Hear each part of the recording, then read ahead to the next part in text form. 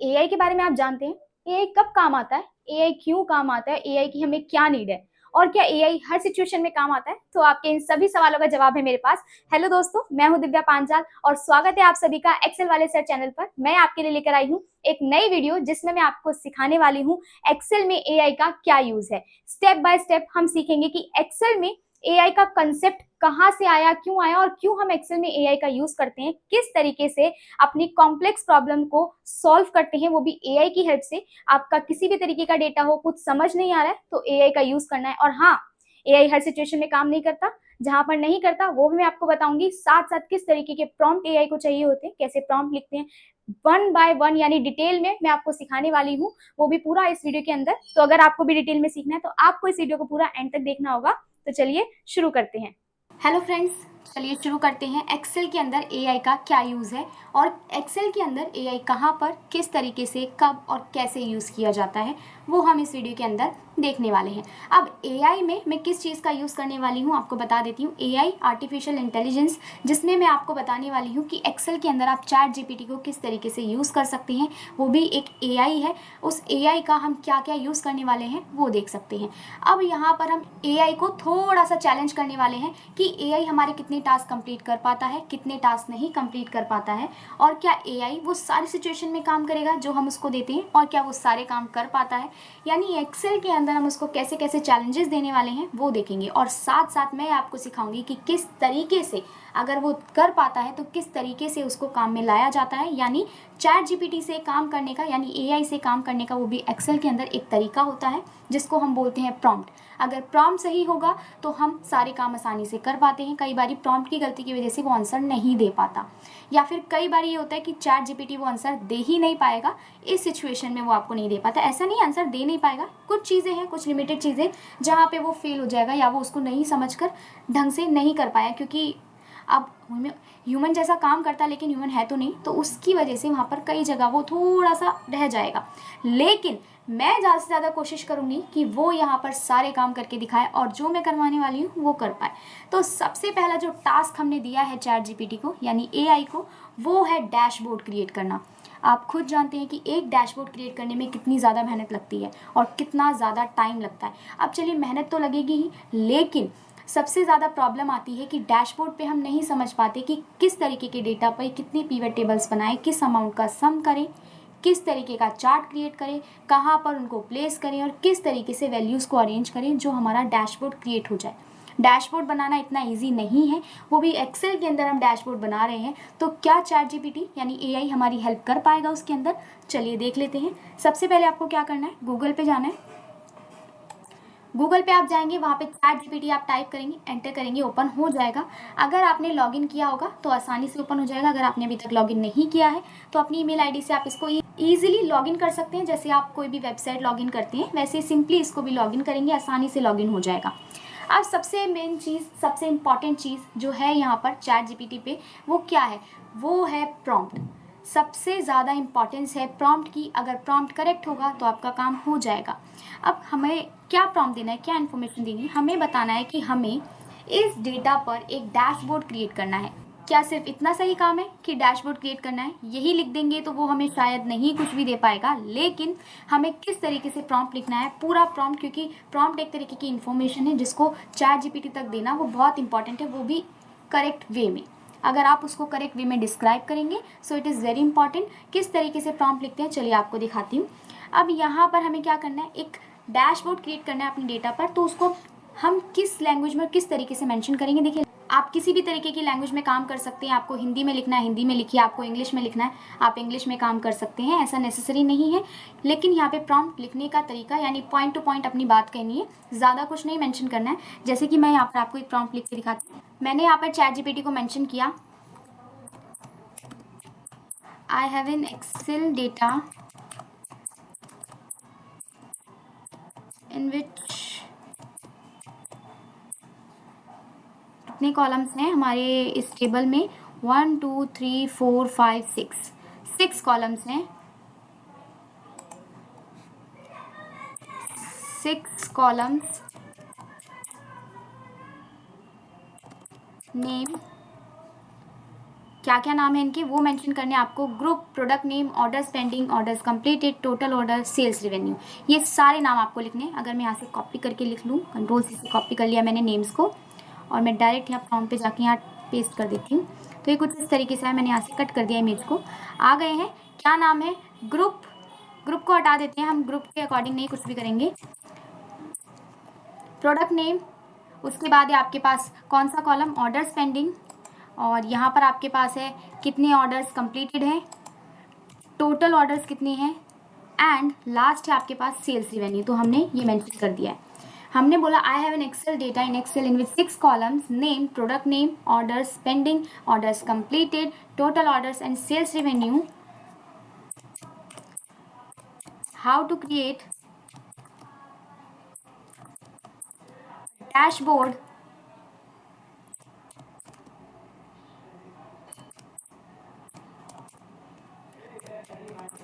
On this data.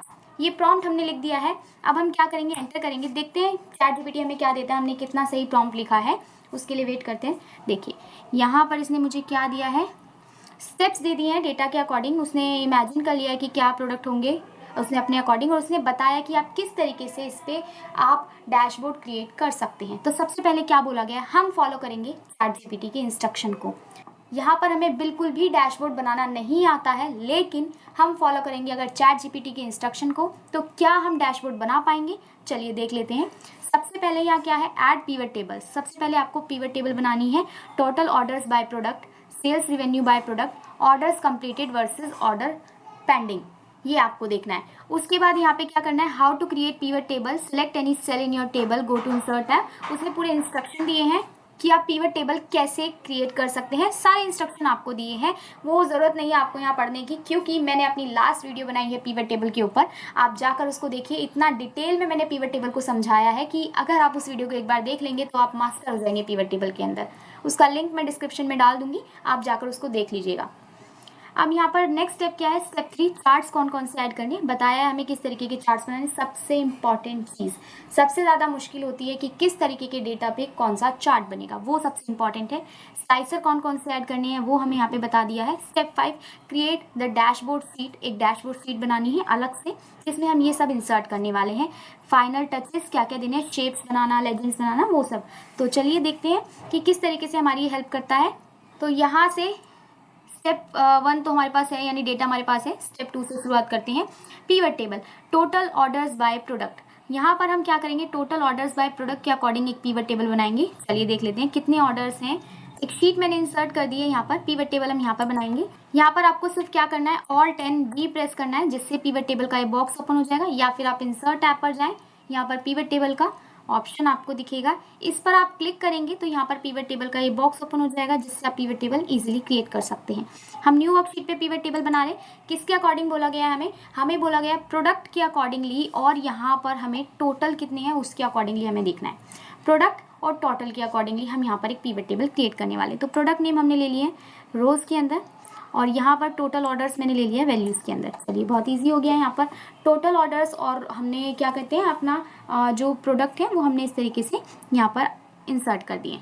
तो ये आपकी एक पिवट टेबल बनकर आ गई है, जिसमें आपके सारे प्रोडक्ट हैं और उनके कितने कितने कितने टोटल ऑर्डर्स हैं वो यहाँ पर निकल कर आ गया है। अब सेकंड पिवट टेबल कौन सी हमें बोलिए बनाने के लिए, वो देख लेते हैं। हमें किसका यूज़ करना है, सिर्फ और सिर्फ चैट जीपीटी का। सेकंड बोला गया कि sales revenue by product.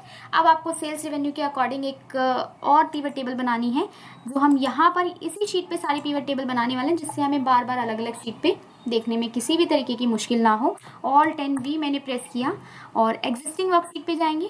Sheet है एग्जिस्टिंग हमारी, ये वाली लोकेशन हमने चूज़ कर ली है, यहाँ पर ओके कर दिया है। किसके अकॉर्डिंग बना रहे हैं, प्रोडक्ट नेम और उनका sales, sum of sales revenue. तो ये हमारे पास आ गया सम ऑफ सेल्स रेवेन्यू, और यहाँ पर हमारे पास आ गया दोनों प्रोडक्ट के अकॉर्डिंगली आ गए, यानी यहाँ पर पहला है टोटल ऑर्डर्स के अकॉर्डिंग, दूसरा है सेल्स रेवेन्यू के अकॉर्डिंग। चलिए नेक्स्ट पिवट टेबल हमें क्या बनानी है, नेक्स्ट बनानी है कितने ऑर्डर्स कंप्लीटेड हैं वर्सेस कितनी पेंडिंग है। कैसे देखेंगे, हम अगेन जाएंगे अपनी शीट पे, ऑल्ट एन वी एक और पिवट टेबल क्रिएट करेंगे। एग्जिस्टिंग वर्कशीट पे लोकेशन चूज करेंगे, जिस पर हम शीट 3 पर यहाँ पर बना रहे हैं। ये लोकेशन मैंने ले ली है, ओके कर दिया। ओके करने के बाद यहाँ पर मैं देखना चाहती हूँ ऑर्डर्स पेंडिंग, कॉलम्स में डाल देते हैं। चलिए रोज़ में मैंने डाले ऑर्डर्स पेंडिंग, और ऑर्डर्स कंप्लीटेड, दोनों मैंने रोज के अंदर डाल दिए। कितने ऑर्डर्स यहाँ पे कंप्लीटेड है, ये अच्छा नहीं लग रहा है कुछ पैटर्न, मैं दोनों वैल्यूज़ के अंदर डाल रही हूँ। यहाँ पर है सम ऑफ ऑर्डर पेंडिंग और सम ऑफ ऑर्डर कंप्लीटेड, ये आपके जो पेंडिंग ऑर्डर्स हैं उनका सम है और ये आपके जो कंप्लीट हो चुके हैं ऑर्डर उनका सम है। अगर आप चाहें तो बाय प्रोडक्ट भी बना सकते हैं। बाय प्रोडक्ट कैसे बनाना है, यहाँ पर हमने क्या करा, प्रोडक्ट को रख दिया सेल्स के अंदर, तो ये आ गया, ये बेटर है। यहाँ पर आपके प्रोडक्ट्स आ गए हैं, कितना उनका सम है, ऑर्डर पेंडिंग का कितना सम है, ऑर्डर्स कंप्लीटेड का, तो ये बनकर हमारे पास आ गया है और टोटल ऑर्डर्स का भी आ गया, साथ साथ सम ऑफ सेल्स रेवेन्यू का भी आ गया। तो तीनों हमारे पास यहाँ पिवट टेबल बन चुकी है। अब चलते हैं नेक्स्ट स्टेप की तरफ। पिवट टेबल बनाने का काम हमारा खत्म हो गया। नेक्स्ट स्टेप क्या है, नेक्स्ट स्टेप है सबसे इंटरेस्टिंग, चार्ट्स बनाना। किस तरीके से हम चार्ट्स बनाएंगे और किस तरीके से उन चार्ट्स को इंसर्ट करेंगे। पिवट टेबल का यहाँ पर पूरा आपको दिया है कि किस तरीके से आपको पिवट टेबल क्रिएट करनी है। तो यहाँ पर अब नीचे स्क्रॉल करते हैं, स्टेप 3 ऐड चार्ट्स। चार्ट्स कैसे बनाने हैं, चार्ट्स दिए गए हैं, यहाँ पर सजेस्ट किए गए हैं bar column chart for sales revenue by product. या तो आप बार चार्ट बनाएं या कॉलम चार्ट बनाएं, किस पे, सेल्स रेवेन्यू बाय प्रोडक्ट पे। अब यहाँ पर मैं क्या कर रही हूँ, मैं यहाँ पर पहले से जो हमें लास्ट स्टेप दिया गया, देखिए आपको जो एक शीट लेनी है डैशबोर्ड क्रिएशन के लिए, वो मैं पहले से ही ले रही हूँ, जिससे मुझे बाद में दिक्कत ना हो। मैं सारे चार्ट्स पहले ही वहीं प्लेस करूँगी। तो मैंने तीसरी शीट ले ली है।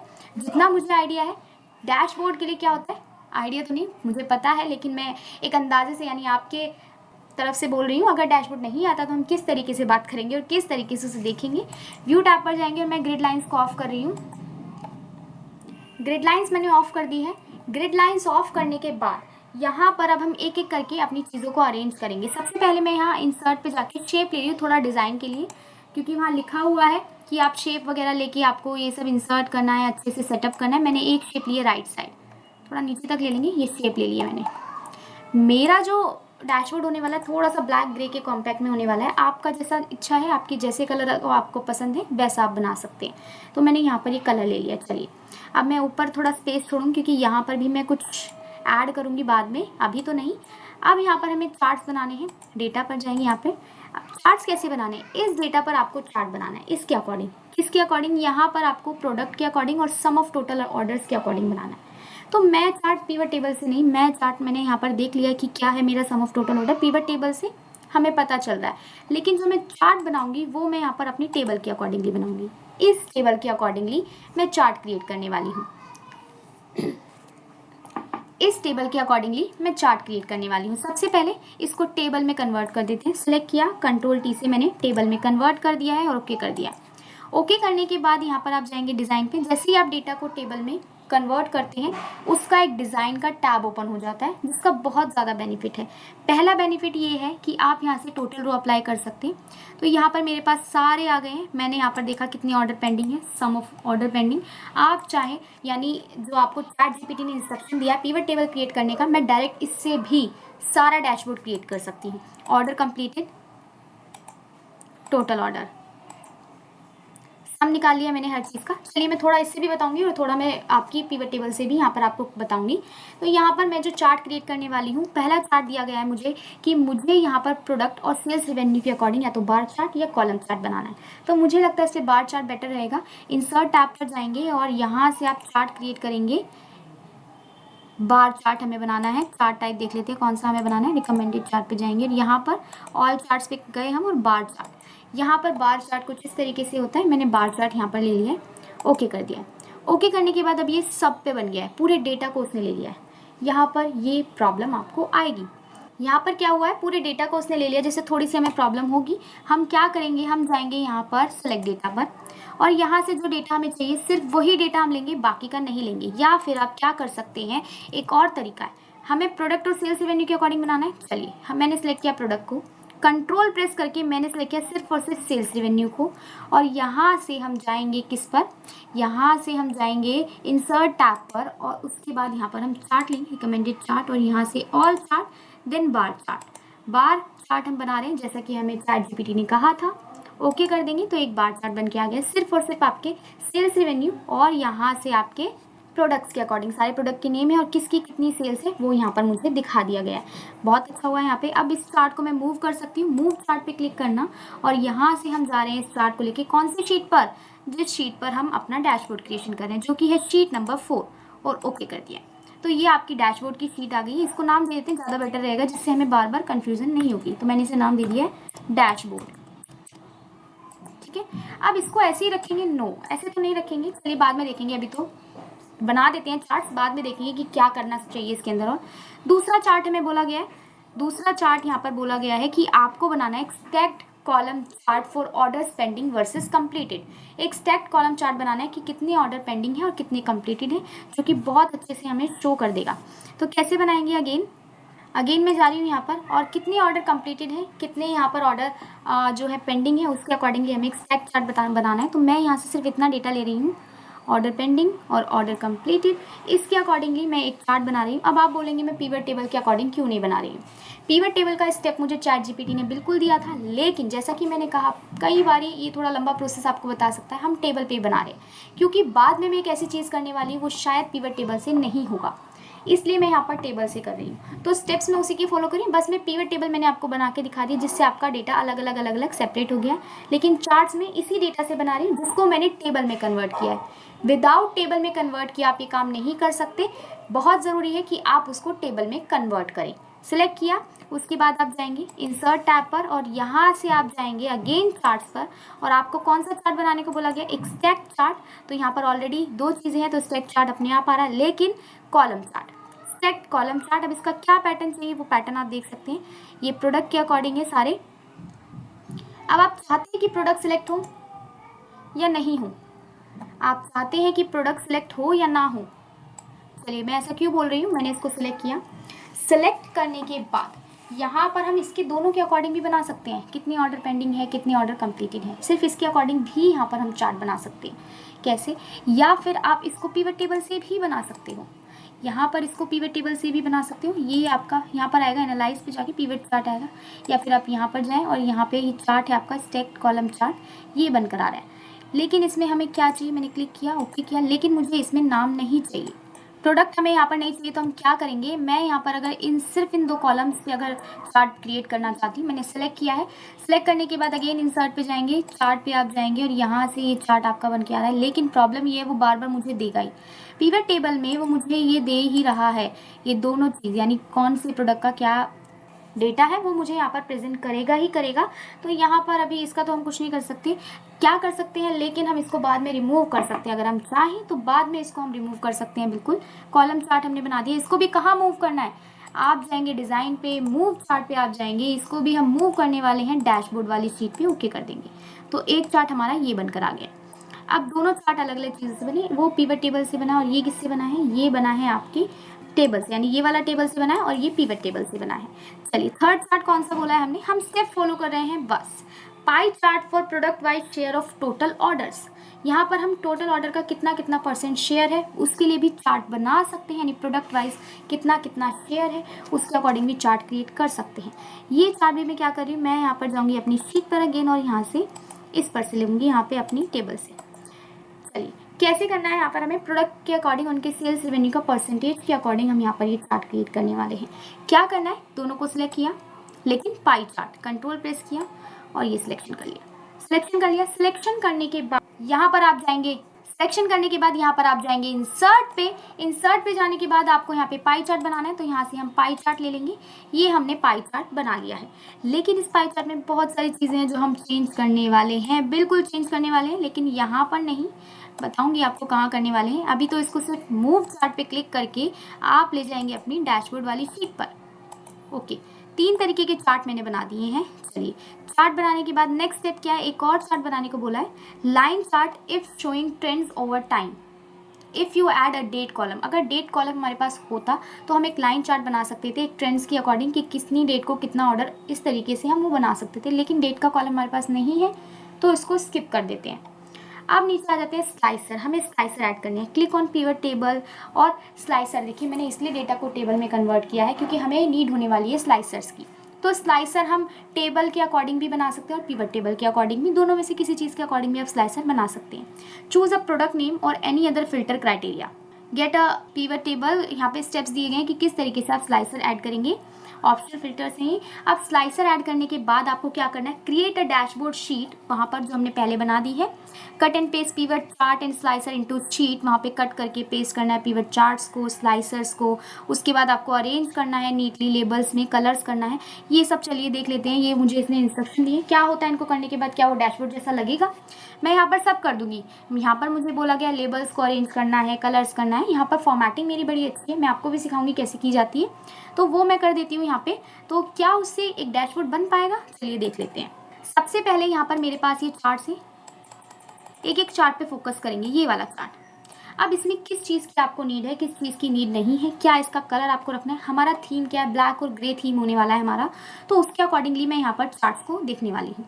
सबसे पहले मैं यहाँ पर एक एक करके शेप लूँगी। मैंने यहाँ पर शेप ली है, मैं इन सभी चार्ट को एक शेप के अंदर अरेंज करने वाली हूँ। किस तरीके की शेप होगी वो, यहाँ पर इसको नीचे कर देते हैं अभी सबको, हमारे स्क्रीन पर जितने चार्ट आ रहे हैं उसके अकॉर्डिंगली। ये अरेंज करने के बाद मैं क्या करूँगी, मैं यहाँ पर एक ले रही हूँ, एक शेप ले रही हूँ मैं यहाँ पर, एक शेप यहाँ पर मैं ले रही हूँ। इंसर्ट पे जाएंगे और आप जाएंगे शेप पर, और यहाँ से मैंने एक शेप ले ली है। शेप लेने के बाद कितना स्पेस, कितना स्पेस, कितना जितना चाहे उतना, मैं इतना स्पेस ले रही हूँ और यहाँ से मैं एक शेप इंसर्ट कर रही हूँ। चलिए ये मैंने शेप ले लिया, इसको थोड़ा सा टच कर देते हैं बिल्कुल लाइन से। ये मैंने यहाँ पर इतनी शेप ली है। अब इस शेप को मैं कलर देने वाली हूँ, ये ग्रे कलर, मैंने ग्रे कलर दे दिया है शेप को। ग्रे कलर देने के बाद इसको आउटलाइन कर सकते हैं आप, शेप आउटलाइन, आउटलाइन मैंने दी है इसको ब्लैक कलर की, और कलर मैंने इसको ग्रे कलर दिया। अब जो चार्ट है मैं इस पर अपने इंसर्ट करने वाली हूँ। पहला चार्ट यहाँ पर हम ले आएंगे। अब चार्ट इसमें बैकग्राउंड में आ गई, ये देखिए। आपको क्या करना है, आपको जाना है यहाँ पर फॉर्मेट पे और इसको करना है ब्रिंग फॉरवर्ड। ब्रिंग फॉरवर्ड से नहीं हुआ तो यहाँ पर हम करेंगे ब्रिंग टू फ्रंट, ये फ्रंट पे आ गया। चलिए और इसको अरेंज करते हैं। सबसे पहले एक एक करके हम चार्ट्स अरेंज करेंगे। ये आ गया हमारा चार्ट, सेल्स रेवेन्यू के अकॉर्डिंगली यहाँ पर हमारा चार्ट बन गया है। ये चार्ट बनने के बाद इसको कैसे आपको अरेंज करना है, क्या क्या चीज़ें इसमें शो करनी है, वो चीज़ें आप इसमें आराम से शो कर सकते हैं। इसका क्या कलर रखना है, डिज़ाइन पे जाएं, जैसा इसका कलर रखना है, 3D बनाना है। ये देखिए ये यहाँ पर परफेक्ट लग रहा है, लेकिन कलर काफ़ी मैचिंग सा हो गया है। तो हम क्या करेंगे, इसको फॉर्मेट पर अगेन जाएंगे और यहाँ से मैं इसको कलर करूँगी, थोड़ा सा डिफरेंट कलर करूँगी। शेप फिल, थोड़ा लाइट एक डिफरेंट शेप फिल कर देंगे। इसका नहीं, हमें इसका शेप फिल करना है, चार्ट का करना है। डिज़ाइन पे गए और यहाँ पे फॉर्मेट पर जाकर शेप फिल,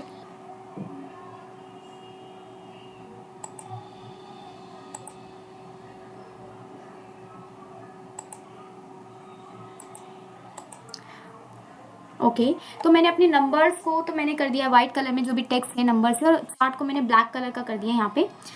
ये मेरा चार्ट अरेंज हो गया। उसके बाद आप चार्ट का एक ऑप्शन होता है डिज़ाइन टैब, आपको चार्ट के क्या क्या टाइटल्स रखने हैं, क्या टाइटल्स नहीं रखने, डेटा लेबल्स रखने हैं नहीं रखने, आपकी चॉइस है, वो आप यहाँ से रख सकते हैं।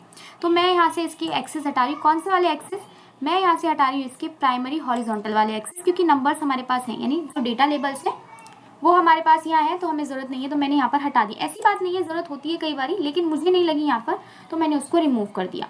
ये होने के बाद अब नेक्स्ट है हमारे पास दूसरा चार्ट हमारा, उसको भी हम करेंगे फॉर्मेट पर जाएंगे और यहाँ से करेंगे ब्रिंग टू फ्रंट, तो फ्रंट पे आ जाएगा और उसको भी हम ऊपर अरेंज करने वाले हैं यहाँ पर। तो शीट आप देखेंगे, आपकी शीट पे किस तरीके से आपके चार्ट्स आने वाले हैं, उसके अकॉर्डिंगली आप इनको मैच आउट करेंगे। चलिए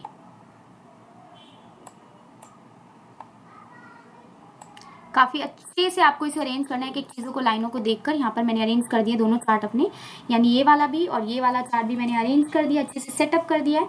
अब ये सेटअप करने के बाद यहाँ पर इसका भी आपको क्या देखना है, कलर वगैरह जो भी आपको इसका सेटअप करना है, जूम कर देते हैं।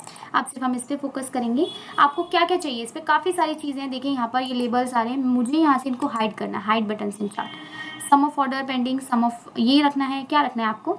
आप डिज़ाइन पे जाएं और ऐड चार्ट एलिमेंट में, मुझे तो नहीं चाहिए यहाँ पर कुछ भी, तो टोटल ऑर्डर्स यहाँ पर दिखा रहा है, लेबल्स दिखा रहा है, लेबल्स के अलावा मुझे और कुछ नहीं चाहिए, तो मैं बाकी सारे एक्सेस को रिमूव कर रही हूँ।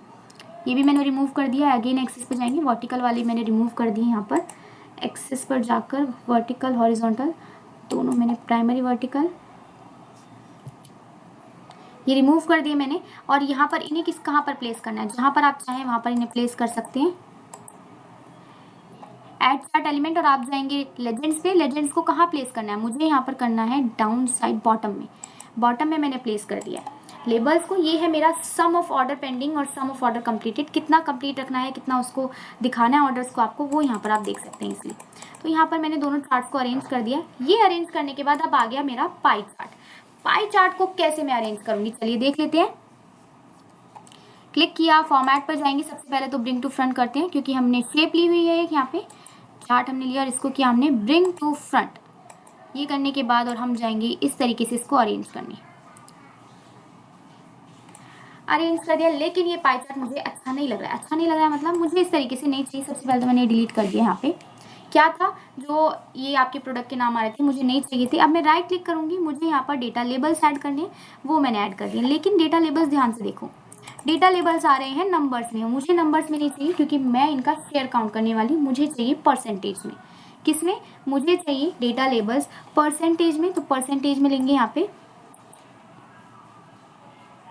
फॉर्मेट डेटा लेबल्स का एक ऑप्शन आएगा, आप उस पर जाएंगे, ये बॉक्स साइड में ओपन हो जाएगा। परसेंटेज पे आप क्लिक कर देंगे जैसे, तो यहाँ पर आपके डेटा लेबल्स आपको परसेंटेज में शो हो जाएंगे। किसका कितना परसेंट शेयर है, 16%, 6%, 9%। कलर क्या रखना है इनका, कलर मुझे यहाँ पर दिख नहीं रहा है, तो मैं ऐसा कलर रखूंगी जो सब पर दिखाई दे। क्या कलर रखना चाहिए, जो सब पर अच्छे से शो हो। आई थिंक ये कलर बेटर है, क्योंकि ये सब पर ही शो हो रहा है अच्छे से, आप देख सकते हैं। उसके बाद मुझे चार्ट का कोई भी किसी तरीके का बैकग्राउंड नहीं चाहिए, तो मैंने नो फिल कर दिया है। नो फिल करने के बाद अब मैं इसको जैसे चाहे वैसे अरेंज कर सकती हूँ। फिल करना है, ग्रेडियंट फिल करना है, पिक्चर और टेक्सचर फिल करना है, किस तरीके से फिल करना है। अभी तो ये पीछे यहाँ पे बैकग्राउंड में हो गया, बैकग्राउंड में नहीं, बैकग्राउंड की बात नहीं कर रहे हैं हम बात करें चार्ट की। ग्रेडियंट फिल करना है चार्ट में, ग्रेडियंट फिल कर सकते हो, picture, texture, automatic. No fill, तो नो फिल रखते हैं, क्योंकि नो फिल यहाँ पे मुझे ज़्यादा बेटर लग रहा है। ये है हमारा सेल्स रिवेन्यू, तो मैंने सेल्स रिवेन्यू को इस तरीके से यहाँ पर सेटअप कर दिया है। ये सेटअप करने के बाद यहाँ पर परसेंटेज का सेल्स ऑफ रिवेन्यू यहाँ पर भी और परसेंटेज में भी, ये दोनों है। दोनों हम देखेंगे, कैसे देखेंगे वो तो मैं आपको बताऊंगी अभी। तो जिस तरीके का हमारा डेटा है उस पर जितने भी चार्ट्स अप्लाई कर सकते थे हम, जिस तरीके का, इतना बड़ा डेटा नहीं था, काफ़ी छोटा सा था, हमने अप्लाई कर दिए हैं। अब मुझे लग रहा है जो डेटा लेवल से काफ़ी साइज़ उनका काफ़ी छोटा है, तो मैं होम टैब पर जाकर यहाँ पर इनको थोड़ा सा बड़ा कर दूंगी, मुझे जिससे अच्छे से दिखाई दे। ज़्यादा बड़े हो गए, थोड़ा सा यहाँ पर कम किया, अब ज़्यादा बेटर यहाँ पर प्रेजेंट कर पा रही हूँ मैं इनको। अब मैंने इस वाले चार्ट का कलर चेंज नहीं किया, मुझे इसका भी कलर चेंज करना है। कैसे, यहाँ पर जाएंगे, क्लिक करेंगे, क्लिक करने के बाद सिलेक्ट हो गया है वो, आप जाएंगे डिज़ाइन पे, डिज़ाइन पे यहाँ से कोई और कलर लेना है वो ले सकते हैं। यहाँ फिर फॉर्मेट पर जाकर सबसे पहले मैं शेप फिल में जाकर इसको नो फिल कर दूंगी, जिससे बैकग्राउंड से मैच हो गया अभी। फिर उसके बाद मैं यहाँ पर इसका कलर रखने वाली हूँ शेप फिल में। कौन सा कलर रखना चाहिए, मैंने ये कलर रखा है, मैंने यहाँ पर इस चार्ट का ये कलर रखा है। और यहाँ पर मैं चाहूँ तो इसका भी रख सकती हूँ, जो आपका पाई चार्ट है उसका भी बैकग्राउंड कलर हम इस तरीके का रख सकते हैं, देखिए। लेकिन मुझे यहाँ पर कलर चाहिए नहीं पाई चार्ट में, तो मैं अगेन फॉर्मेट में जाकर शेप में जाऊँगी, शेप फिल में, और इसको नो फिल कर दूंगी। मुझे ये सिंपल चाहिए, लेकिन मैंने उसको थोड़ा सा 3D कर दिया है। उस इफेक्ट से फ़ायदा ये हुआ, मैंने उसको 3D कर दिया, लेकिन यहाँ पर ये नंबर्स आ गए थे, नंबर्स मैंने हटा दिए। नंबर्स मुझे नहीं चाहिए, मुझे चाहिए सिर्फ और सिर्फ पाई चार्ट। अब बारी आती है यहाँ पर क्रिएट करने की आपके स्लाइसर्स। स्लाइसर्स किसके अकॉर्डिंग बनने वाले हैं, स्लाइसर्स कैसे होने वाले हैं, स्लाइसर किसके अकॉर्डिंग बनने वाले हैं, वो हम देखेंगे। उससे पहले मुझे लगता है मुझे इसको थोड़ा सा साइड कर देना चाहिए। यहाँ पर चार्ट्स को भी थोड़ा सा मूवमेंट करना चाहिए, यहाँ पर थोड़ा सा, और इसको भी थोड़ा सा मूवमेंट हमें रखना चाहिए। ये हमने प्लेस कर दिया, इसको भी हम थोड़ा सा साइड करेंगे, ये, क्योंकि हम इस बॉक्स को बढ़ाने वाले, यहाँ पर हम इस बॉक्स को बढ़ाने वाले। यहाँ पर आने वाली है कुछ हमारी हेडिंग्स। हेडिंग्स क्या है, ये डेटा किस चीज़ का है, क्या है आपका डेटा, वो आप यहाँ पर मेंशन कर सकते हैं। जैसे कि मैं यहाँ पर इंसर्ट पे जाकर एक शेप लूँगी, शेप मैंने ले ली है और यहाँ पर मैंने इंसर्ट कर दी है, ये रही शेप। इस शेप को मैंने यहाँ पर इंसर्ट कर दिया। इंसर्ट करने के बाद मैं इसका कलर चेंज कर रही हूँ, मैं कलर इसको कर रही हूँ वाइट कलर। मैं इसे शेप फिल में जाकर वाइट कलर कर रही हूँ, वाइट कलर मैंने इसको कर दिया। और इसके अंदर का टेक्स्ट हम लिखेंगे, राइट क्लिक करेंगे, एडिट टेक्स्ट पे जाएंगे और इसको हम देने वाले प्रोडक्ट्स, इलेक्ट्रॉनिक प्रोडक्ट्स। ये हमारा डेटा है और यहाँ पर आप होम टैब पर जाएंगे। फ़ॉन्ट का कलर आप देख सकते हैं काफ़ी ज़्यादा आपका वो हो गया है, तो यहाँ पर आप इंसर्ट पे जाएं अगेन, आप फॉर्मेट पर जाएं अगेन, और यहाँ से आप क्या करेंगे, टेक्स्ट फिल ब्लैक कलर का कर देते हैं टेक्स्ट।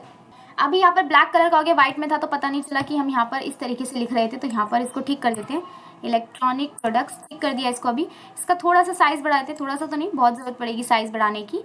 होम टैब पर आप जाएँ और यहाँ से इसका साइज़ इंक्रीज़ कर सकते हैं। यहाँ पर मैंने इसका साइज़ इंक्रीज़ कर दिया, ये आ गए हमारी इलेक्ट्रॉनिक प्रोडक्ट्स। और इसको हम अरेंज कर रहे हैं सेंटर में कुछ इस तरीके से। इलेक्ट्रॉनिक प्रोडक्ट्स का ही हमारा डेटा है। अब इस पे जो मैं स्लाइसर अप्लाई करने वाली हूँ, वो स्लाइसर, एक स्लाइसर तो मैं यहीं पर अप्लाई करने वाली हूँ।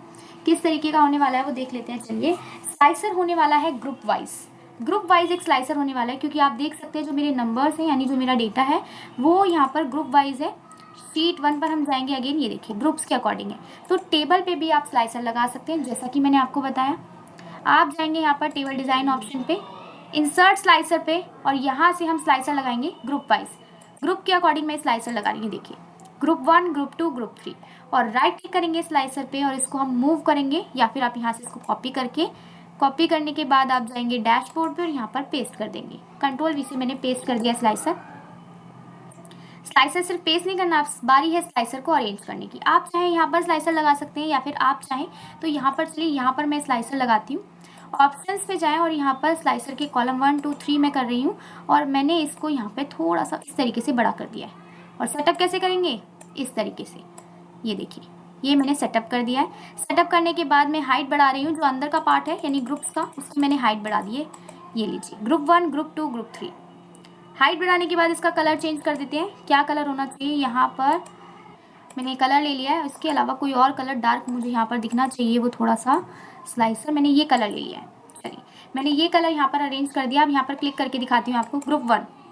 तो ग्रुप 1 में कौन कौन से प्रोडक्ट्स हैं वो दिखा रहा है। ग्रुप 2 में कौन कौन से प्रोडक्ट है, उनका सेल्स रेवेन्यू क्या है। ग्रुप 3 में कौन कौन से प्रोडक्ट है, ये यहाँ पर आसानी से चेंज हो रहा है, आप देख सकते हैं। क्लियर करना चाहें क्लियर कर दीजिए, क्लियर हो रहा है। उसके बाद यहाँ पर जो हम अगला स्लाइसर बनाने वाले हैं, वो बनाने वाले हैं सम ऑफ ऑर्डर्स, कितने ऑर्डर्स आपके पेंडिंग है, कितने कंप्लीटेड है। अब इसमें ये ऑर्डर्स दिख नहीं रहे, तो यहाँ पर इसका भी फ़ोन का कलर मैं चेंज कर देती हूँ। फॉर्मेट पर जाएंगे, यहाँ से टेक्स्ट फिल पर जाएंगे, इस पर क्लिक कर देते हैं। क्लिक करने के बाद बाहर यहाँ पे मैंने चार्ट पे क्लिक कर दिया है। फॉर्मेट टेक्स्ट फिल को हम कर देते हैं वाइट कलर में, अच्छे से प्रेजेंटेबल रहे, कोई भी चीज़ में गड़बड़ नहीं होनी चाहिए। अब यहाँ पर हम क्या करेंगे, जैसा कि हमें चैट जीपीटी ने कहा था, देख लेते हैं वापस क्या क्या बोला है। क्रिएट अ न्यू शीट, और वहाँ पे डैशबोर्ड बनाना है, कट कॉपी पेस्ट करना है आपके पिवट चार्ट को, स्लाइसर्स को, हेडिंग यहाँ पर देनी है, सेल्स का डैशबोर्ड यहाँ पर मैंने दे दिया है। अभी जो इलेक्ट्रॉनिक प्रोडक्ट्स है वो दे दिया है मैंने यहाँ पर, एक और हेडिंग में ऐड कर सकती हूँ। फाइनल टचेज यूज शेप का आप यूज़ करें, टाइटल्स और लेजेंड्स का यूज़ करें। आप यहाँ पे कंडीशनल फॉर्मेटिंग टू हाईलाइट की नंबर्स को, उसके लिए कंडीशनल फॉर्मेटिंग का यूज़ कर सकते हैं। ऐड केपीआई और summary cards, total revenue, total orders कितने हैं, high unnecessary grid lines and apply consistent theme. चलिए फॉलो करते हैं इन चीज़ों को हम, जो हमें चैट जीपीटी यानी एआई ने कहा है, क्योंकि अगर एआई बोल रहा है तो यहाँ पर देखते हैं ये हमारी कितनी हेल्प करता है चैट एक डैशबोर्ड क्रिएट करने में। तो यहाँ पर ये तो हमने क्रिएट कर दिया। उसके बाद यहाँ पर इलेक्ट्रॉनिक प्रोडक्ट्स की डिटेल है, तो यहाँ पर किस प्रोडक्ट की डिटेल है वो भी हम देखना चाहें तो देख सकते हैं। कैसे, ये हम देखना चाहते हैं सम ऑफ ऑर्डर कंप्लीटेड और सम ऑफ ऑर्डर पेंडिंग। तो यहाँ पर हम जाएंगे आपके पिवट टेबल पर हम जाएंगे। पिवट टेबल पर हम इस पिवट टेबल पर एक स्लाइसर ऐड कर रहे हैं। आप जाएंगे स्लाइसर पर, कैसे, एनालाइज टैब पर आपको क्लिक करना है। यहाँ पर ऑप्शन मिल जाएगा इंसर्ट स्लाइसर का, और यहाँ पर जो स्लाइसर मैं ऐड कर रही हूँ वो मैं कर रही हूँ यहाँ पर प्रोडक्ट नेम के अकॉर्डिंग, और मैंने किया ओके। और राइट क्लिक करने के बाद हम यहाँ पर क्या करेंगे, राइट क्लिक करने के बाद मैं यहाँ से इसको कॉपी कर रही हूँ। कॉपी करने के बाद मैं जाऊँगी डैशबोर्ड वाली शीट पर और यहाँ पेस्ट कर दूँगी। पेस्ट करने के बाद मैंने इसको यहाँ पर अच्छे से प्लेस कर दिया है, जैसे मुझे प्लेस करना था मैंने यहाँ पर इसको प्लेस कर दिया है। अब प्लेस करने के बाद मैं इसका साइज़ बढ़ा रही हूँ, इसका कलर चेंज करना है, कलर चेंज कर सकती हूँ। इसके अंदर के ऑप्शंस की मुझे हाइट बढ़ानी है, मैं हाइट बढ़ा सकती हूँ जिससे ज़्यादा अच्छा दिखे।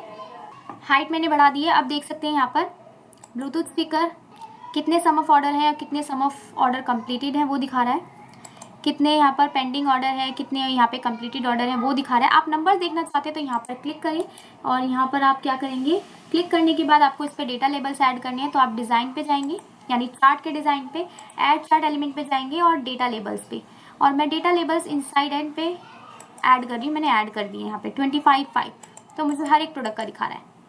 जो यहाँ मैं देखूंगी हर एक प्रोडक्ट का मुझे डेटा दिखा रहा है, ब्लूटूथ स्पीकर का। उसके बाद यहाँ पे मैं इसके अकॉर्डिंग ग्रुप 1 के अकॉर्डिंग कितने प्रोडक्ट की सेल्स हुई है, सब कुछ मैं यहाँ पे मैनेज कर सकती हूँ। क्लियर कर देंगे, ये पहले जैसा हो जाएगा। Last but not the least, KPI add करना। What is KPI? केपीआई होते हैं आपके, चलिए मैं बता नहीं रही, अगर आपको नहीं पता है केपीआई, चैट जीपीटी से आप कितनी हेल्प ले सकते हैं, एआई से। एआई ने बोल तो दिया केपीआई बनाना है, लेकिन व्हाट इज़ केपीआई पूछ लेते हैं इससे। केपीआई क्या है, हमें बनाना है, क्योंकि व्हाट इज़ केपीआई एंटर किया तो केपीआई है क्या, key performance indicator. KPI help you track how well you are doing, यानी आप यहाँ पे आपका टोटल सेल्स ऑफ रेवेन्यू क्या है और आपका टोटल ऑर्डर कितने कंप्लीट हुए हैं वो आप यहाँ से देख सकते हैं। तो यहाँ पर KPI का मतलब है की परफॉर्मेंस इंडिकेटर। अब ये कैसे ऐड करना है, मुझे यहाँ पर ऐड नंबर्स ऐड करने हैं कि कितने हमारे टोटल ऑर्डर्स हैं, कितने हमारे नंबर ऑफ टोटल सेल्स हैं, वो सब मुझे यहाँ पर ऐड करना है। तो कैसे करेंगे हम, यहाँ पर थोड़ा मुश्किल है, इतना भी नहीं। यहाँ पर मैं एक शेप ले रही हूँ, अगेन इंसर्ट पे जाएंगी, शेप पर जाएंगे, यहाँ से मैंने एक शेप ले ली, चलिए एक शेप ले लिया रेक्टेंगुलर, अगेन मैंने एक शेप ले ली है, इसको मैं ब्लैक कलर कर रही हूँ और इस पे राइट क्लिक करेंगे। राइट क्लिक करने के बाद एडिट टेक्स्ट पे जाएंगे, क्या देख रहे हैं हम यहाँ पर, सेल्स देख रहे हैं। यहाँ पर हम क्या देख रहे हैं, सेल्स। इसको सिलेक्ट करेंगे और टेक्स्ट का साइज आपको यहाँ पे मैं टेक्स्ट का साइज इंक्रीज कर रही हूँ और ये मैंने इसको सेंटर में कर दिया है, सेंटर में प्लेस कर दिया, ये होगा हमारा सेल्स। अब यहाँ पर मैं कुछ सेल्स को मर्ज कर रही हूँ, मर्ज करने के बाद मर्ज इन सेंटर में निकले, यहाँ पर हमारी सेल्स नंबर आने वाली, लेकिन कैसे मैं चाहती हूँ सेल्स नंबर चेंज हो, जैसे जैसे हमारा डेटा चेंज हुआ है वैसे वैसे सेल्स नंबर चेंज होने चाहिए। कैसे होगा ये, तो उसके लिए यहाँ पर हम क्या करेंगे, यहाँ पर आपको यहाँ क्लिक करना है, क्लिक करने के बाद आप इक्वल टू प्रेस करेंगे और जाएंगे अपनी शीट पर, टेबल वाली शीट पर, और यहाँ पर आप देख सकते हैं टेबल वाली शीट पर मैंने यहाँ पर क्या किया, सेल्स का रेवेन्यू टोटल किया, यहाँ पे सम किया, इसको सिलेक्ट कर लेंगे। सिलेक्ट करने के बाद आपको सिर्फ और सिर्फ एंटर करना है। यहाँ पर आपके नंबर्स आ गए, आप चाहे इसका साइज बढ़ा सकते हैं, साइज मैंने बढ़ा दिया है और यहाँ पर इसको बोल्ड कर दिया है। अब देखिए ग्रुप 1, ग्रुप 2, ग्रुप 3, साथ साथ सेल्स भी आ रही है, नंबर्स भी आ रहे हैं, बेहतर है। तो इस तरीके से आप यहाँ से चेंज कर सकते हैं और ऐसे ही आप लगा सकते हैं यहाँ पर sum of order pending, sum of order completed, जिससे कि वो भी चेंज हो। तो ये था एक डैशबोर्ड जो कि हमने AI की हेल्प से बनाया, बहुत ही सिंपल सा डैशबोर्ड था, बहुत ही सिंपल सी चीजें थी। अब यहाँ पर एक चीज और रह गई, वो हम ऐड कर देते हैं। यहाँ पर ऐड करनी है हमें एक हेडिंग, जो मैं यहाँ पर एक शेप में ऐड करने वाली हूँ, ये ली मैंने एक शेप। यहाँ पर आपको 2 और ऐड करनी है, वो आप ट्राई करिएगा खुद ऐड करने का, मैंने इतना बताया। आप AI की हेल्प से आप ट्राई करेंगे, ये आपको एज अ होमवर्क मिलेगा। मैंने एक शेप ली है, राइट क्लिक करेंगे और यहाँ पर हम राइट क्लिक करने के बाद एडिट टेक्स्ट पे जाएंगे और यहाँ पर क्या इसको हेडिंग देने वाले हैं, हेडिंग देने वाले हैं सेल्स डैशबोर्ड। और इसका हमने क्या सिलेक्शन करने के बाद इसको हम बड़ा कर देते हैं, क्योंकि इतना छोटा तो नहीं रहेगा, ऑब्वियस सी बात है। होम टैब पर जाकर इसका साइज इंक्रीज कर देंगे आप, ये लीजिए साइज इंक्रीज कर दिया है और इसको मैंने यहाँ पर सेंटर में अरेंज कर दिया और इसको मैंने बोल्ड कर दिया। तो यहाँ पर ये है हमारा सेल्स डैशबोर्ड, जो कि यहाँ पर देखिए ग्रुप 1, ग्रुप 2 की आप देखनी है, आप देख सकते हैं चेंज हो रहा है पूरा, ब्लूटूथ स्पीकर के अकॉर्डिंग देखना है, फिटनेस ट्रैकर का क्या आपका जो प्रेजेंट है अभी वो आपको देखना है, वो कर सकते हैं। थोड़ा सा छोटा कर और बेटर नजर आएगा इस तरीके से। तो ये आपका तैयार है एक डैशबोर्ड, क्योंकि मैंने बनाया AI की हेल्प से, डेटा काफी छोटा था तो डैशबोर्ड भी काफी छोटा है। कई बार डैशबोर्ड बहुत बड़े बड़े होते हैं, काफी सारे KPI इसमें ऐड होते हैं। अभी मैंने इसे टेक किया है, बाकी KPI मैंने आपको दूंगा, आप ट्राई करना और मुझे कमेंट में जरूर बताना आपसे कितने आ गए। अभी और भी काम है जो हम AI से करने वाले हैं। AI ने हमारी चलिए ये तो हेल्प कर दी, मैंने यहाँ पे AI की हेल्प से जैसे जैसे AI ने मुझे इंस्ट्रक्शन दी, मैंने एक डैशबोर्ड को यहाँ पर क्रिएट कर लिया है। चलिए किसकी हेल्प से, AI की हेल्प से। अब बाकी के काम हम देखते हैं कि क्या हम AI की हेल्प से कर पाते हैं या नहीं।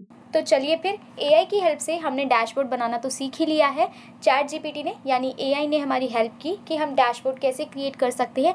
डैशबोर्ड अगर नहीं बनाना आता तो हमने क्या किया, हमने एक प्रॉम्प्ट डाला जिसकी हेल्प से हमने क्या किया, स्टेप्स लिए कि किस तरीके के डेटा पर हम कैसा डैशबोर्ड क्रिएट कर सकते हैं, हमें कैसे स्लाइसर अप्लाई करने हैं, कैसे चार्ट्स उस पर बनाने हैं, कैसे शेप्स इंसर्ट करनी है। उसने हमें 1 to 1 गाइडेंस दिया, एक एक स्टेप बाय स्टेप करके, और उसकी हेल्प से हमने डैशबोर्ड क्रिएट किया, वो मैं आपको बता चुकी हूँ।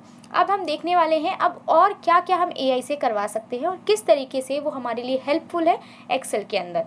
अब सबसे पहली चीज़ जो कि बहुत हेल्पफुल है वो मैं आपको बता देती हूँ। कुछ और टिप्स हैं AI से रिलेटेड, तो क्या आप कर सकते हैं AI से यानी ChatGPT से। अब मेरे पास एक डेटा है, यहाँ पर मुझे कुछ एम्प्लॉई ID दी है, नेम दिया है एम्प्लॉई नेम, प्रोडक्ट दिया है, सेल्स दिया है साथ साथ।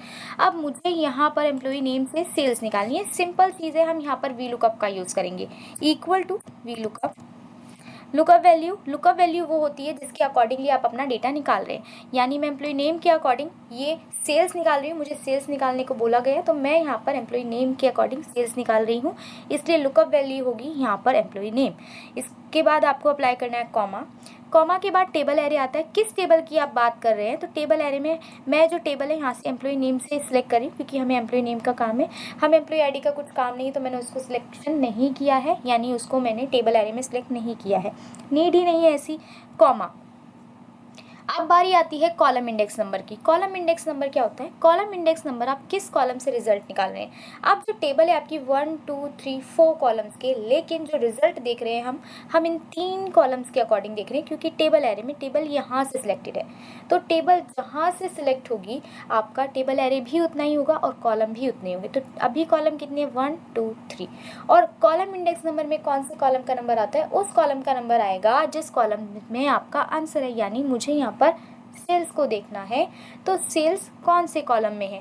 सेल्स है आपकी कॉलम नंबर 3 में। इस एरे के अकॉर्डिंग मैंने डाला column index number 3, comma, exact match के लिए हम 0 लगाते हैं ताकि हमें एग्जैक्ट वैल्यू एग्जैक्ट मैच मिले। ब्रैकेट को बंद कर देंगे, एंटर कर देंगे। इसके बाद हम यहाँ से चेंज करते हैं कोई भी, तो आप देख सकते हैं मेरे पास अलग अलग यहाँ पे कई तरीके के, मैं जो भी नाम डाल रही हूँ यानी अलग अलग नाम डाल रही हूँ और उसकी सेल्स मेरे पास निकल कर आ रही है। सिंपल है। अब इसमें एआई का क्या काम है? देखिए, मैंने आपको क्वेश्चन तो समझा दिया है, मैंने बता भी दिया वीलुकअप से क्या होता है और किस तरीके से वीलुकअप अप्लाई किया जाता है और कहाँ पर अप्लाई किया जाता है, ये मैंने आपको यहाँ पर बता दिया है एक बहुत सिंपल तरीके से, कि अगर मैं किसी एम्प्लॉय का नाम डालूँ यानी लेफ्ट साइड की वैल्यू से अगर मुझे राइट साइड की वैल्यू निकालनी है, जो कि वीलुकअप लेफ्ट टू राइट चलता है, वर्टिकल डेटा पे चलता है, तो यहाँ पर मैंने वीलुकअप लगाया, एम्प्लॉय नेम डाला, तो सबकी सेल्स निकल कर आ रही है। अब आपको प्रैक्टिस करनी है, ऑब्वियस सी बात है, और कुछ प्रैक्टिस शीट चाहिए। मैं आपको चलिए दे भी दूंगी प्रैक्टिस शीट, लेकिन कई बार वो सेम शीट में हम प्रैक्टिस ज़्यादातर नहीं कर पाते, या फिर आप खुद से कोई नया फॉर्मूला सीखते हैं। कई बार अगर आपको प्रैक्टिस शीट नहीं मिल पाती है तो आप एआई की हेल्प से एक प्रैक्टिस शीट निकाल सकते हैं। कैसे? मतलब एआई को आप एक प्रॉम्प्ट लिखेंगे जिससे वो आपको एक प्रैक्टिस शीट प्रोवाइड कर देगा। यहाँ पर मैंने आपको वीलुकअप समझाया, अब मैं आपको बोलती हूँ कि वीलुकअप मैंने समझा दिया, लेकिन इसके ऊपर जो प्रैक्टिस शीट है वो आप खुद एआई के थ्रू निकालेंगे। कैसे? चलिए आपको बताती हूँ। सबसे पहले आपको जाना है चैट जीपीटी पर। यहाँ पर मैंने चैट जीपीटी ओपन कर दिया है। चैट जीपीटी ओपन करने के बाद मैं यहाँ पर लिख रही हूँ, I want a practice sheet of Excel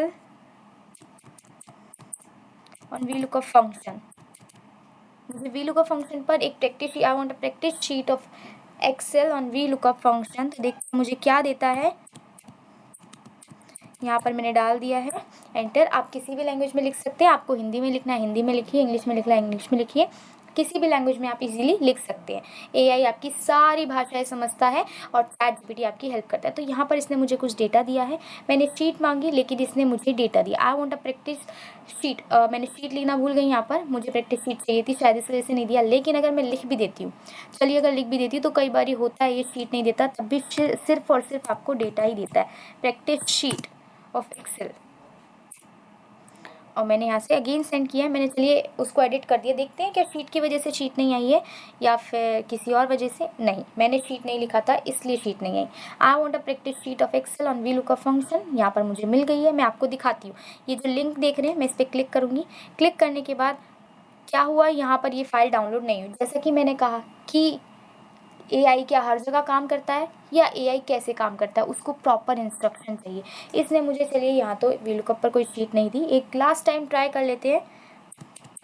this is not a downloadable file. अभी मैंने दोबारा मांगी, अभी ट्राई करते हैं एक बार फिर से। मैंने फिर से यहाँ पर डाउनलोड करने की कोशिश करी और अब की बारी डाउनलोड हो गई।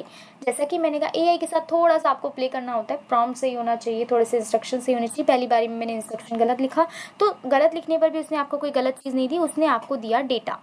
गलत लिखने पर उसने मुझे डेटा दिया था, फिर मैंने उसे गाइड किया कि मुझे प्रैक्टिस शीट चाहिए, तब उसने मुझे शीट दी। लेकिन शीट डाउनलोडेबल नहीं थी, तो मैंने उसको बताया कि आपकी शीट डाउनलोडेबल नहीं है, तब उसने मुझे डाउनलोडेबल शीट दी जिसको मैं डाउनलोड कर सकती हूँ। तो यहाँ पर वो शीट आ गई है। आपको दिखा देती हूँ प्रॉपर एग्जाम्पल कि क्या डेटा दिया है उसने मुझे। ये डेटा दिया है मुझे यहाँ पर वीलुकअप की प्रैक्टिस करने के लिए। छोटा सा सिंपल सा डेटा, अगर आप मांगते हैं ह्यूज डेटा, आप लिख सकते हैं वहाँ पर प्रॉम्प्ट में कि आपको काफ़ी बड़ा डेटा चाहिए, आप उस तरीके की डिमांड कर सकते हैं। तो यहाँ पर आप जैसे शीट मांगेंगे, जिस फंक्शन पे मांगेंगे वो आपको देगा।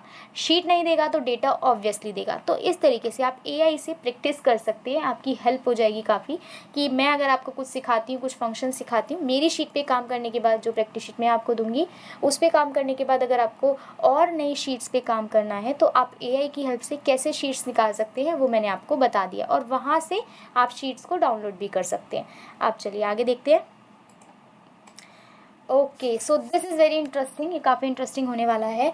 मेरे पास यहाँ पर एक डेटा है, उनकी कुछ ऑर्डर आईडी है, कस्टमर नेम है, और यहाँ पर रीजन, प्रोडक्ट कैटेगरी, क्वांटिटी और सेल्स है। काफ़ी अच्छा खासा डेटा है।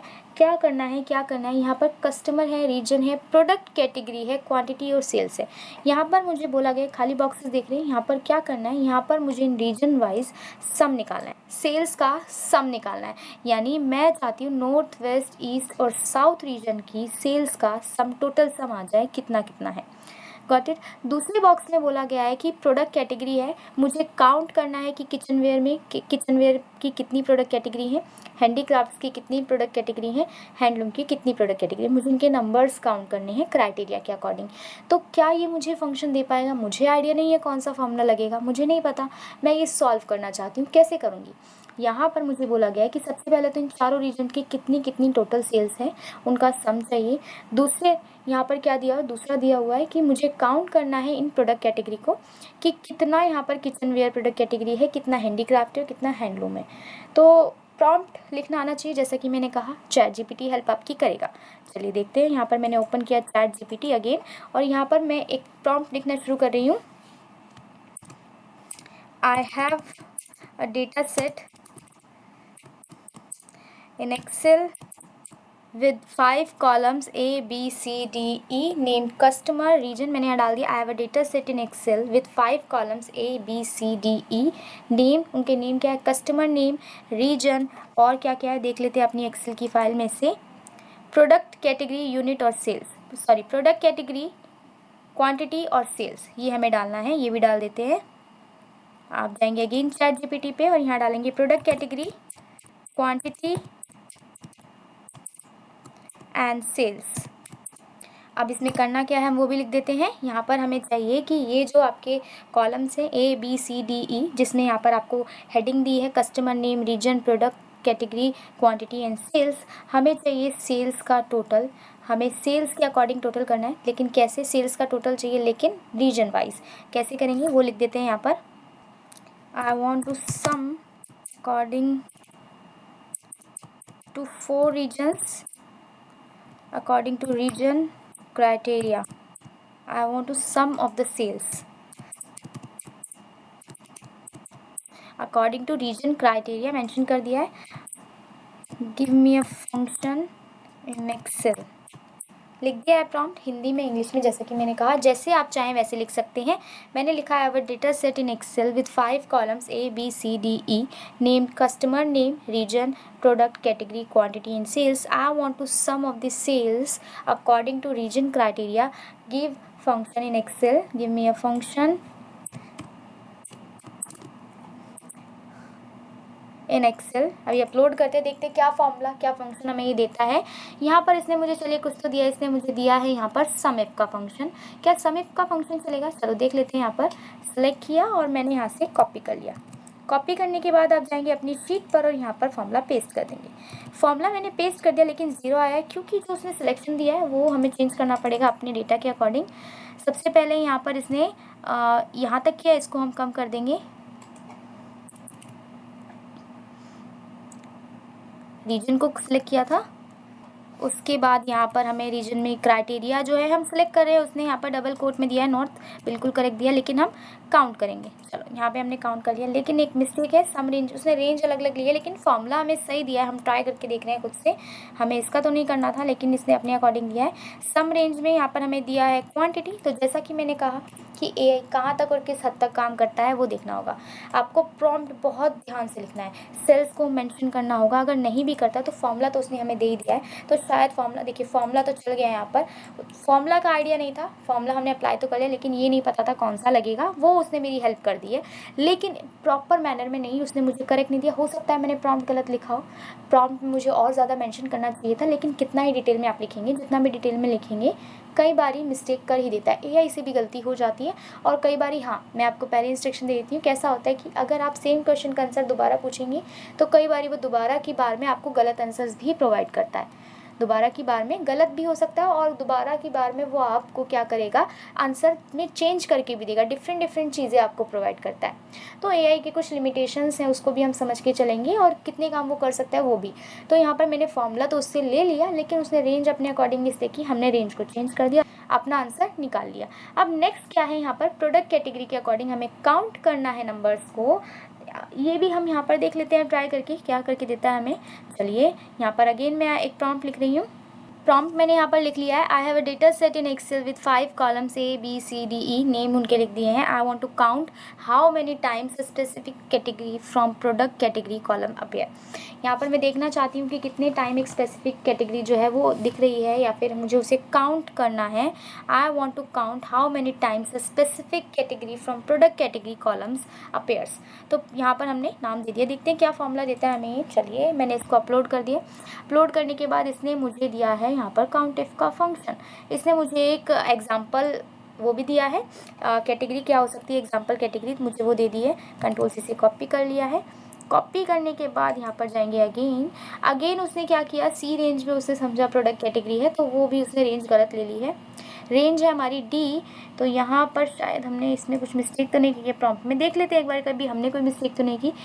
ABCDE, नेम क्या है, नेम रीजन, हाँ गलती हमसे हुई है, गलती प्रॉम्प्ट से नहीं हुई है। यहाँ पर हमने कस्टमर नेम लिखा है, उसके बाद रीजन लिखा है और प्रोडक्ट कैटेगरी, तो सी में हमने प्रोडक्ट कैटेगरी लिखा है, तो बिल्कुल वो गलती हमसे हुई है यहाँ पर किसमें, प्रॉम्प्ट लिखने में, क्योंकि हमने सी में क्या लिखा है, हमने सी में लिखा है प्रोडक्ट कैटेगरी, इस वजह से वो आपको सी रेंज बार बार सेलेक्ट कर दे रहा है। तो ये एआई की गलती नहीं है, हमारी गलती है प्रॉम्प्ट लिखने की, लेकिन कई बारी एआई से गलत हो जाता है, यानी गलत रेंज वो सिलेक्ट कर लेता है, कुछ लिमिटेशन से कई हद तक वो काम करना बंद कर देता है। तो मैं आपको पहले से ही बताकर चल रही हूँ, कभी आप मुझसे बोले कि मैम आपने तो बताया था हमारा हुआ नहीं है, प्रॉम्प्ट सही लिखने के बाद भी नहीं हुआ है, तो क्या करें, आप उसको थोड़ा वेट करें, दोबारा शायद आप देखें तो दोबारा की बार में अगर वो गलत आंसर दे सकता है तो सही भी दे सकता है, क्योंकि वो हर बारी जब आप सेम क्वेश्चन डालेंगे तो डिफरेंट डिफरेंट आंसर्स देता है।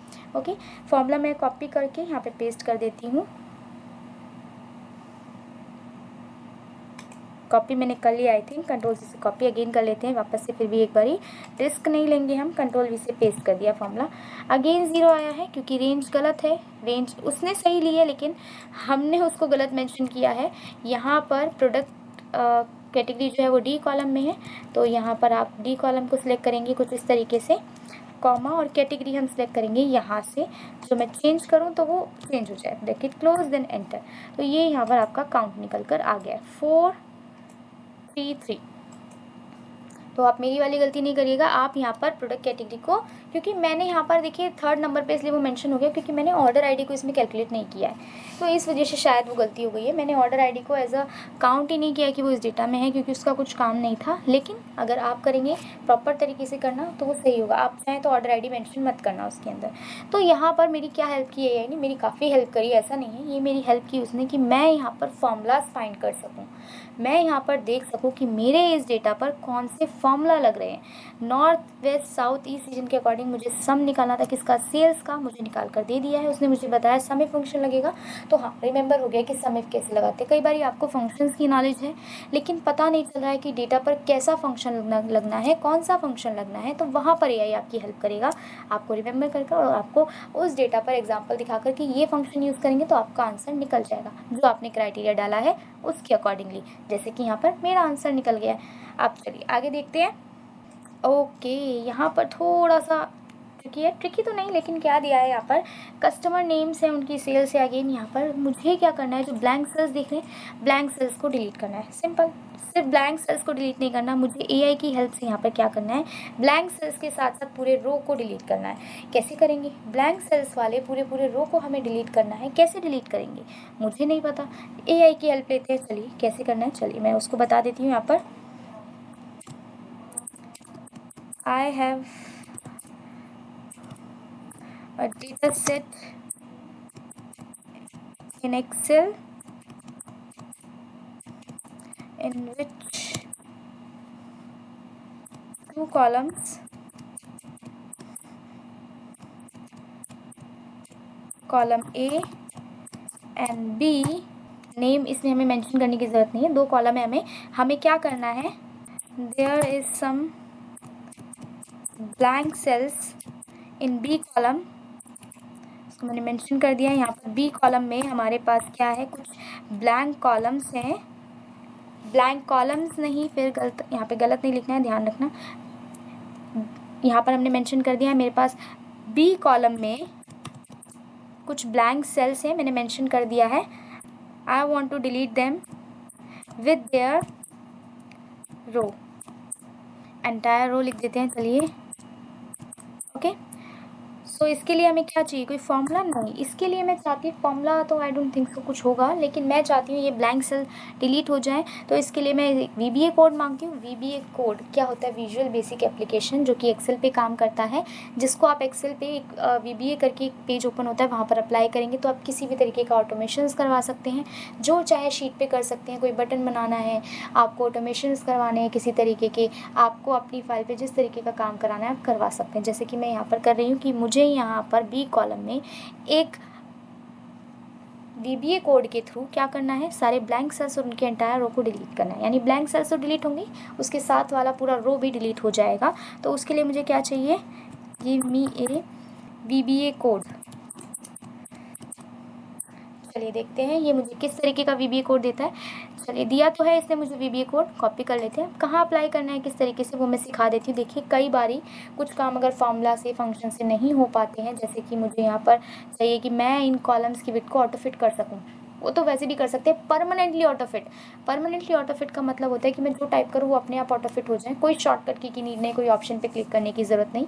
एक इस तरीके का ऑटोमेशन शीट पे लगाना है, VBA कोड की हेल्प से लगाएंगे। आप डाल सकते हैं कि मुझे यहाँ पर परमानेंटली अपनी शीट पर कॉलम्स की विड्थ को ऑटो फिट करना है, उसके लिए कुछ कोड दो, VBA कोड वो दे देगा। अब अप्लाई कहाँ करते हैं, मेन पॉइंट वो है, VBA कोड को कहाँ और किस तरीके से अप्लाई किया जाता है वो देख लेते हैं। आपको सिर्फ और सिर्फ क्या करना है, अपनी शीट पर राइट क्लिक कीजिए, आपको यहाँ पर एक ऑप्शन दिखेगा व्यू कोड का, आपको इस पर जाना है। इसकी शॉर्टकट की है Alt F11, उससे भी ओपन हो जाएगा।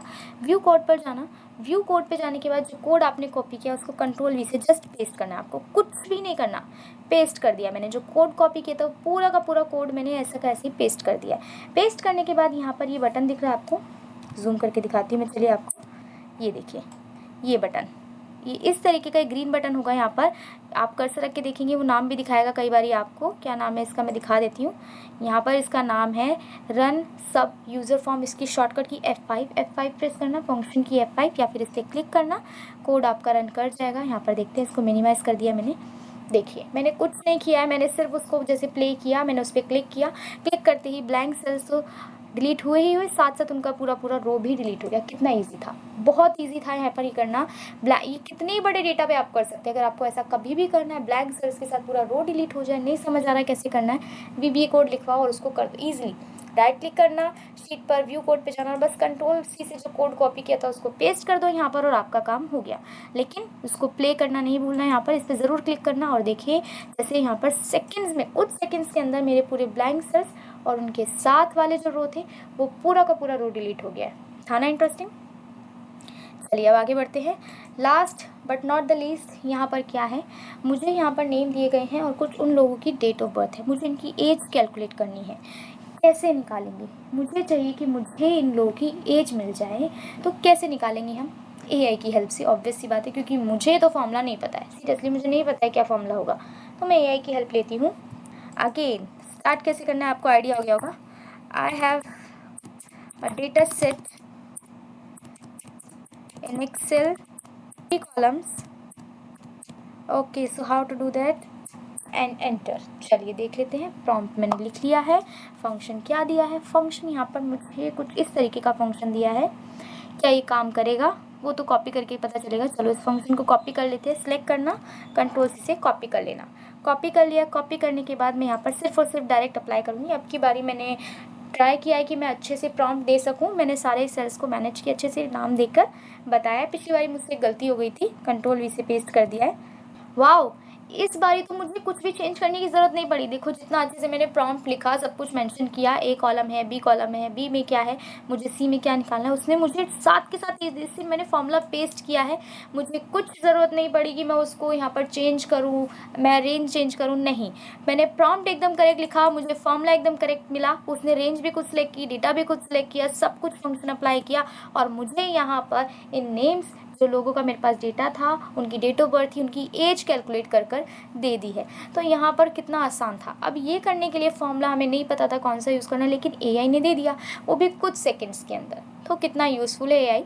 लिमिटेशंस भी बता दिए, यूज़फुल भी मैंने बता दिया है किस लिए है और कहाँ पर है। साथ साथ इस वीडियो का सबसे इम्पॉर्टेंट पार्ट हमने बनाया एआई से डैशबोर्ड, और किस तरीके से बनाया। डैशबोर्ड बनाना आप खुद जानते हैं कि बहुत मुश्किल है, उसमें बहुत ज़्यादा समय जाता है। समय तो गया ही, ऑब्वियस सी बात है, लेकिन समय ऐसा नहीं है कि समय नहीं जाएगा, समय लगेगा ही डैशबोर्ड बनाने में, लेकिन काफ़ी हेल्प हो गई हमारी एआई से। क्योंकि अगर हमें नहीं पता कि किस तरीके से हम शुरुआत करें, क्या क्या उसमें ऐड करें, क्या क्या एलिमेंट्स ऐड करने चाहिए, चार्ट्स, पाई चार्ट बनाना है, बार चार्ट कैसे बनाना है, नहीं हमें कुछ पता, या फिर कौन से डेटा पर किस तरीके से काम करना है, वो सब कुछ हमारी हेल्प की एआई ने, वो सब हमने किया। डैशबोर्ड बनाया, साथ साथ कुछ फॉर्मूलाज निकाले, प्रैक्टिस शीट कैसे निकालनी है वो मैंने आपको बताया। तो ये सब हमने एआई से किया। तो आई होप आपको ये टॉपिक इंटरेस्टिंग लगा होगा और आपको काफ़ी कुछ समझ में आ गया होगा आप, और आप भी यूज़ करेंगे, जाने के बाद ऑब्वियसली एआई यूज़ करेंगे, और आप ज़रूर ट्राई करिएगा और प्रॉम्प्ट लिखिएगा। और अगर आपको कुछ समझ में नहीं आता तो मुझे कमेंट बॉक्स में ज़रूर बताइए, मैं आपको ज़रूर बताऊँगी। ओके, तो आई होप आप लोगों को अभी सारा कंसेप्ट क्लियर हो गया होगा कि एआई हम क्यों यूज करते हैं, वो भी एक्सेल में हम क्यों यूज करते हैं और कहाँ पर और कैसे यूज करते हैं। आपको आपके सारे सवालों के जवाब मिल गए होंगे। मैंने पूरी कोशिश की है कि आपको सारे कंसेप्ट क्लियर हो जाए। अगर आपको ये वीडियो पसंद आई है तो जाते जाते इस वीडियो को जरूर लाइक करना, और हाँ, चैनल को सब्सक्राइब करना नहीं भूलना, और साथ साथ बेल आइकन बटन जरूर प्रेस करना, जिससे आपको हमारी आने वाली सभी वीडियोस की नोटिफिकेशंस मिलते रहेंगे।